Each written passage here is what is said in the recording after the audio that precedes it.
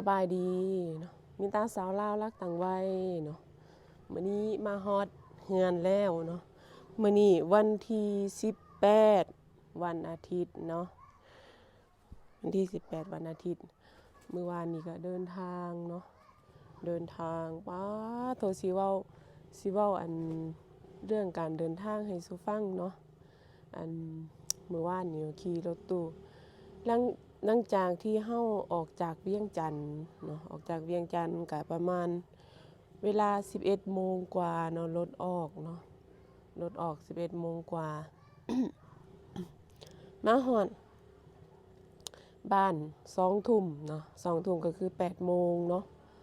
8 โมงมาฮอดบ้านป๊าโถเบิ่งถนนหนทางเนาะ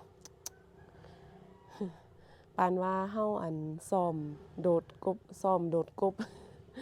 ซ้อมโดดแบบคุบกบหั่นนะอ๋อโถถนนอันเห็นเขาเจ้าว่าถนนมันดีแล้วว่าซั่นเด้มันก็ดีหม้องที่เขาซ่อมมันก็ดีหม้องแต่หม้องนั้นหั่นล่ะหม้องที่แถวเมืองเพียงหั่นเนาะเพิ่นจะซ่อมแต่หม้องนั้นเนาะหม้องที่มันมีหลุมหลายๆหลุมเลิกๆหั่นน่ะพอดีว่ามื้อคืนนี้มันมืดเบิ่งบ่เห็นเนาะมืดแล้วก็เบิ่งบ่เห็นเฮามาฮอดอันหม้องแถวนั้นมันก็ค่ำแล้วเด้มันก็ค่ำแล้วบ่เห็น ขี่มาตั้งแต่ออกจากเวียงจันทน์หนทางมันก็เริ่มเปเพแล้วล่ะแถวอันทางที่อันผู้ใหญ่ผู้หยังหั่นน่ะแถวนั้นกลายมารู้สึกว่าทางมันจะเริ่มมีหลุมแล้วเห็นรู้สึกว่าเพิ่นอันหลีกหลุมหั่นนะ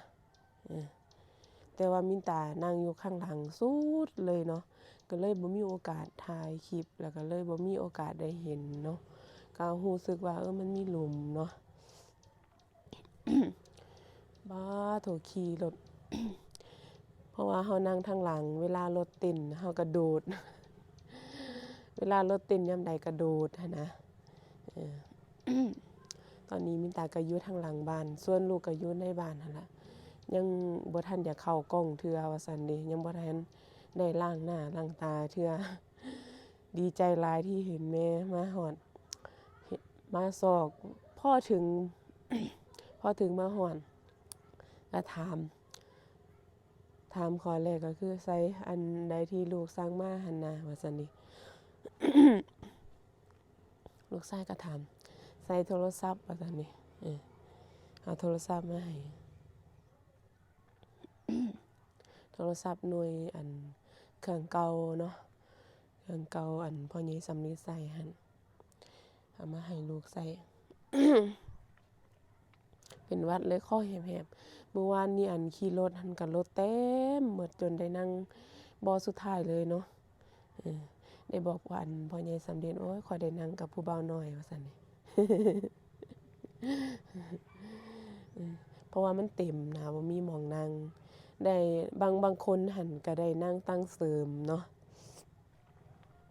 ได้นั่งตั้งเสริมตอนนี้อยู่ทางหลังบ้านอันส่วนแตงโมก็บ่ได้ค่ำเดือนอยู่นี่เนาะ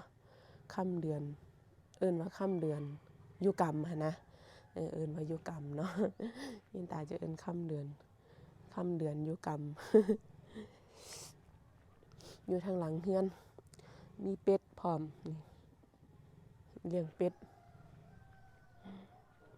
เลี้ยงไก่เป็นคอกเป็ดคอกไก่นะคะเว้าทั้งภาษาลาวภาษาอันไทยปนนำก็อย่าถือสาเด้อ หาลางเทื่อเว้าไปเว้ามามันก็เลยอันนั้นก็บ่แม่นว่าลืมชาติเจ้าของเด้เพราะว่าเฮาความชินเฮาเคยไปอยู่ไสแล้วเฮาเว้าแต่อันภาษาพื้นที่เนาะพื้นที่พื้นบ้านเนาะเฮาก็เลยลึงเนาะเลี้ยงเป็ดก็มีประมาณ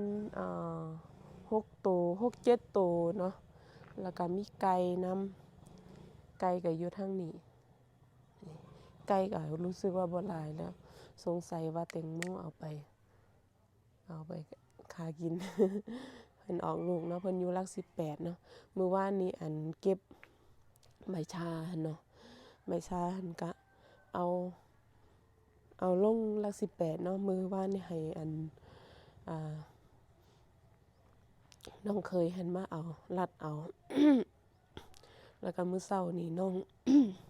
น้องถามว่าอันไปบ่ว่าซั่นนี่มื้อนี้ไปหาบ่ว่าซั่นนี่ถ้าไปหาแล้วซื้ออันชุดแขนยาวให้อีหลาน้อยแด้ว่าซั่นก็ยังบ่รู้เทื่อถ้าว่าไปก็ได้ซื้อไปให้หลานน้อยเนาะหลานสาวได้ยินแม่เว้าสู่ฟังว่าอันหลานน้อยมักเอามือเฮ็ดจังซี่นอนมือสองข้างเฮ็ดจังซี่ล่ะตั้งแต่อยู่ในท้องบ่เห็นหน้าจักเทื่อเนาะตั้งแต่อยู่ในท้องยามใดก็นอนก็เอามือสองข้างมือเนี่ยเฮ็ดจังซี่ปกหน้าไว้ ถ้ามื้อนี้ได้ไปก็มีตาสิถ่ายคลิปมาสู่ให้เบิ่งเนาะ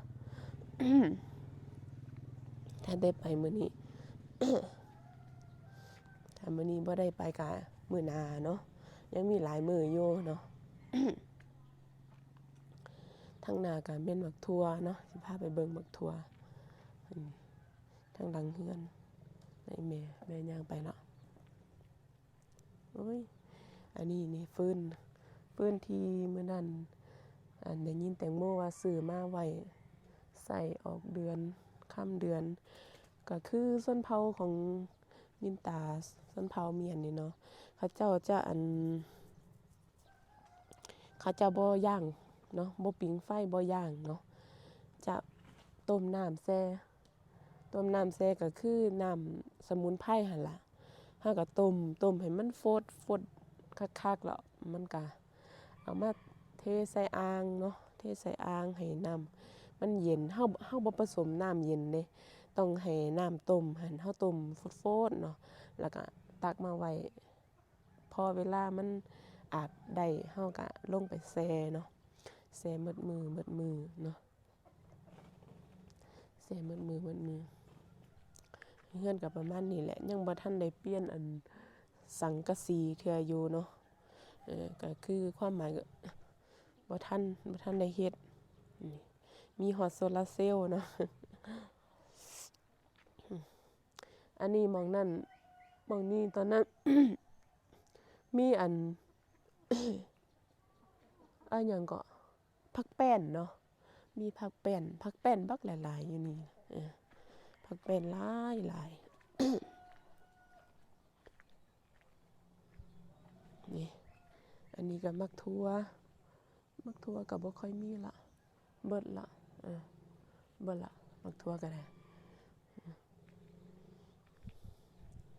มักทั่วก็เบิดแล้วอันนี้มีใบชาอันนี้ก็มีใบชาอีกแบบนึงเนาะนี่ใบชาอีกแบบนึงมันเป็นสีม่วงเนาะแต่ว่าตัวนี้มิตาบ่ได้เอาไปปลูกเนาะ มิตาบ่ได้เอาไปปลูกกะบัดนี้ไปกะสิลองเอาไปปลูกเบิ่งอยู่เนาะค่ะลองเอาไปปลูกเบิ่งว่ามันก็ยังมีต้นน้อยอยู่เด้นี่ลองเอาไปปลูกหาลางเทื่อปลูกอยู่ฝั่งพุ่นมันงามเนาะ เมื่อวานก็ยังได้เก็บมาให้น้องอันเป็นใบที่อันใบซองสีหั่นน่ะใบยาวๆหั่นเนาะอันนี้ถ้าเฮาใส่ปุ๋ยเฮาอันใส่ฝุ่นหั่นน่ะใส่ขี้ควายเนาะอยู่พุ่นมีตาเอาขี้ควายมาใส่เอาขี้ควายมาใส่งาม มื้อนี้เช้านี้ก็มีหมอกเด้อ้ายอีน้องนิ่มมีหาย หลานนิ่มไปไสนิ่มไปไสฮะต้มหนาวพี่ว่า ถามหาลุงล่ะนี่ทับเจนเฮบ่ใส่รองเท้าได้บ่ นี่ปลูกผักหมดแล้วล่ะผักใกล้กินเบิดละใกล้กินเบิดแล้ว อันนี้เป็นบักทั่วนี่บักทั่วนี่เป็นบักทั่วบ่เห็นมันไก่โพดเนาะบักทั่วเบอร์นี่มันจะเป็นหมากจังซี่นี่นี่เฮือนทางหลังเฮือนตอนนี้อยู่ทางหลังเฮือนเนาะอยู่ทางหลังเฮือนมื้อเช้านี่มีหมอกเด้มื้อเช้านี่มีหมอกอยู่ตอนนี้มันก็ยังมีหมอกอยู่แต่ว่ามันจะสายได้หน่อยนึงแล้วมันก็เช้ามีหมอกเนาะนี่เป็ดไก่เป็ดเทศนี่เป็ดเทศเป็ดเทศนี่เป็ดเทศรู้แต่กี้เนาะมินตาก็เลี้ยงเป็ดเทศป้อเลี้ยงเป็ดเทศเนี่ยเฮาเอามาเฮ็ดอันแปลงเลือดว้าดโถแซ่บคือหยังแต่กี้ก็เลี้ยงแบบนี้ล่ะเลี้ยงก็พอได้กินเนาะเลี้ยงพอได้กินไก่เห็นแต่ซ้ำนี้บ่มีหมอกแล้วหมอกระเหยมาละเหยมาแล้วหมอกเบิ่งอีหลาน้อยมันไปใส่เมื่อกี้บอกอันเราไปใส่รองเท้านี่เอ้าคือเลี้ยวแถบบัดนี้อ๋อมันไปทั้งปุ่นไปหาลุงไปหาลุงนักทั่วกับเรือซ้ำนี่นี่นักทัวร์หมดละหมดแล้วอันนี้เป็นเหล้าเก่าเนาะเหล้าเก่าแต่กี้ตอนช่วงนั้นมินตามานี่น้ำท่วม น้ำท่วม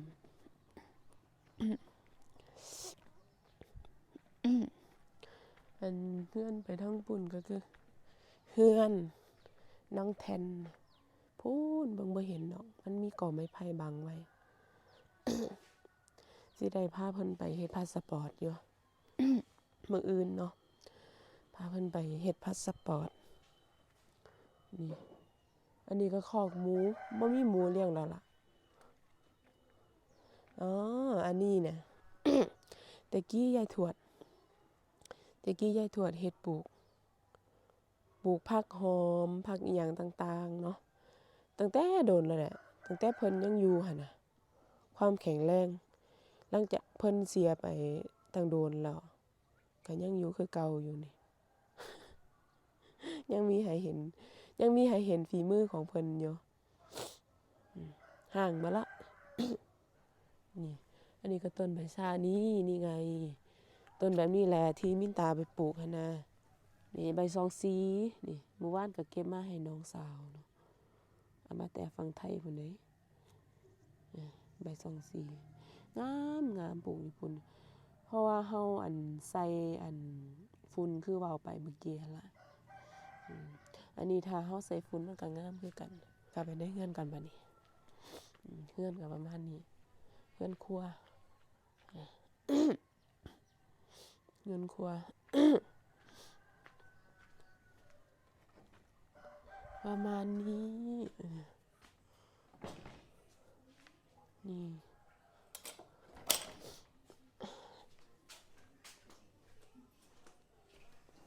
นี่หม้องนี้แหละที่มินตาว่าสิมาคั่นห้องนะแต่บ่ทันดอกรอบนี้มันเวลาน้อยมาคั่นนอนอยู่นี่ได้กว้างอยู่คั่นยาวนี่สิอันนี้ของฝากมันเป็นม่ามันจะมืดได้เด้อบ่ได้เปิดไฟมาล่าเนื้อเส้นเอ้ยอย่าคนบักหลายเบิ่งเสียงอันนี้มารอบนี้เขาเจ้าอันใส่อันนี้หยังก็เฮ็ดอันศาลมีอันพญานาคเนาะมีพญานาคนี่มินตาซูมให้เบิ่งพญานาคมีพญานาคบ่รู้ว่ามีคนอยู่บ่มันเห็นเหมือนเปิดประตูไว้อยู่เนาะเห็นเขาเจ้าเปิดประตูไว้อยู่ใส่แอร์ ตะกี้บ้านเก่านั่นแหละบ้านเก่าตะกี้มินตาอยู่นี่เนาะตะกี้ได้หลายปีแล้ว แต่มินตาประมาณ8 ปีเนาะ8 ปีอยู่เฮือนหลังนี้นะ8 ปีมาอยู่เฮือนหลังนี้บ้านนี้ บ้านนี้9 ปีมาอยู่เฮือนหลังนี้ก็เบิ่งความเฮือนเบิ่งหลังคาเบิ่งสังกะสีอีหยังหั้นเนาะมันก็เก่าหมดแล้วล่ะแล้วก็ทั้งพื้นนี่มันก็เป็นปวกหมดแล้วปวกขึ้นหมดแล้วเฮ็ดจั่งใดเนาะจั่งใดเฮือนอยู่คือเพิ่นเนาะ เศรษฐกิจแบบนี้เนาะเฮ็ดจั่งใดเฮือนอยู่นำเพิ่นพอได้หามาได้กินแต่ละมื้อมันก็ยังดีอยู่แล้ว ถ้าผู้ที่หาบ่กุ้มกินแต่ละมื้อนี่ติเนาะนี่อันนี้มันก็อ๋ออันนี้ตอนนั้นน้ำท่วมปีที่2020หั่นเนาะเขาเจ้าเจาะปล่อยน้ำออกเจาะปล่อยน้ำออกอืมเฮือนเป็นเฮือนแอมไม้เฮือนเป็นเฮือนแอมไม้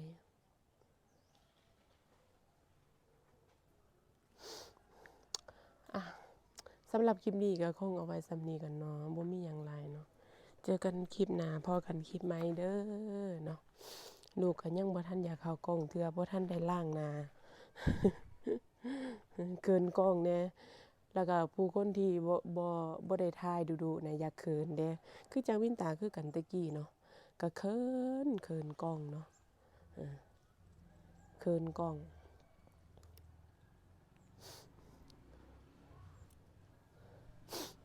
เขินกล้องบ่อยากบ่แม่นบ่อยากเข้าดอกแต่ว่าความรู้สึกว่าที่เฮาเข้ากล้องครั้งแรกเทื่อแรกน่ะที่คลิปมินตาถ่ายน่ะเขินอายๆเนาะ สำหรับมื้อนี้ก็คงเอาไว้ซ้ำนี้อ่าเจอกันคลิปหน้าพอกันคลิปใหม่เนาะติดตามช่องมินตาต่อไปเนาะว่ามินตาจะถ่ายอีหยังมาสู่พี่น้องเบิ่งนะคะมื้อนี้สบายดีเสียงแหบๆเนาะ